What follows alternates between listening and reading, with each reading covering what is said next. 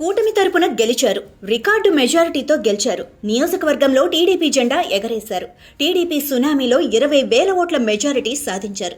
అంతా బాగానే ఉంది. కానీ గెలిచిన నాటి నుంచి ప్రతిరోజు వార్తల్లో నిలుస్తున్నారు. ఒకసారి సొంత పార్టీ నేతలే ఆరోపణలు చేస్తే మరోసారి పత్రికా విలేకరులు. ఇదేంటంటే ఎదురుదాడి చేస్తారు కొలికపూడి. తాజాగా పార్టీలో ఉన్న నేతపై ఆరోపణలు రావడంతో చర్యలు తీసుకోవాలని అధిష్టానానికి అల్టిమేటం జారీ చేశారు.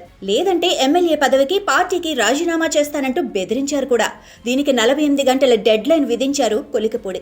ఎమ్మెల్యే కొలికపూడి శ్రీనివాస్ వ్యవహారంపై టీడీపీ హైకమాండ్ తీవ్ర అసహనంతో ఉంది. పార్టీ పెద్దలపై కొలికపూడి చేసిన వ్యాఖ్యలను తీవ్రంగా పరిగణించిన హైకమాండ్ ఆయన వ్యవహారంపై త్రిసభ్య కమిటీతో విచారణ జరిపించాలని నిర్ణయించింది. వాస్తవానికి ఓ ఎమ్మెల్యేకు పార్టీ క్రమశిక్షణ సంఘం నోటీసులు ఇవ్వడమే పెద్ద విషయం. విచారణకు హాజరై వివరణ ఇచ్చుకోవటం కూడా ఎమ్మెల్యే స్థాయి వ్యక్తికి చాలా చిన్నతనం. అలాంటిది గెలిచిన 9 నెలల్లోనే 2 సార్లు పార్టీ క్రమశిక్షణ సంఘం ఎదుట కొలికపూడి శ్రీనివాస్ విచారణకు హాజరయ్యారు. పార్టీ గీత దాటితే చర్యలు తప్పవని ఇప్పటికే 2 సార్లు హెచ్చరించారు కూడా.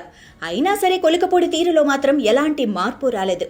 కొలికపూడి వ్యవహారంపై సీఎం చంద్రబాబు కూడా తీవ్ర అసంతృప్తితో ఉన్నారని గతంలోనే క్రమశిక్షణ సంఘం వార్నింగ్ ఇచ్చింది.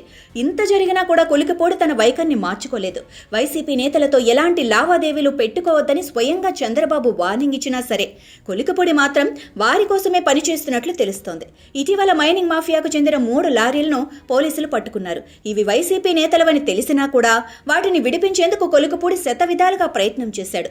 చివరికి ఆ విషయం బయటకు రావడంతో దాని నుంచి ప్రజల దృష్టి మళ్లించడానికే ఎప్పుడే 6 నెలల క్రితం జరిగిన సంఘటనను ఇప్పుడు వెలికి తీశాడు. చివరికి పార్టీ అధిష్టానంపై కూడా పరోక్షంగా ఆరోపణలు చేశారు. ఈ విషయాన్ని తీవ్రంగా పరిగణించిన పార్టీ పెద్దలు పార్టీ ఎంపీ కేశినేని శివనాథ్, జిల్లా అధ్యక్షుడు నెప్టెం రఘురాం, సమన్వయకర్త సత్యనారాయణ రాజుతో కూడిన త్రిసభ్య కమిటీని వేశారు. తిరువూరు నియోజకవర్గంలో వాస్తవ పరిస్థితులపై సమగ్ర నివేదిక ఇవ్వాలని ఆదేశించారు. ఈ నివేదిక ఆధారంగా కొలికపూడిపై చర్యలుంటాయన్నారు పార్టీ పెద్దలు.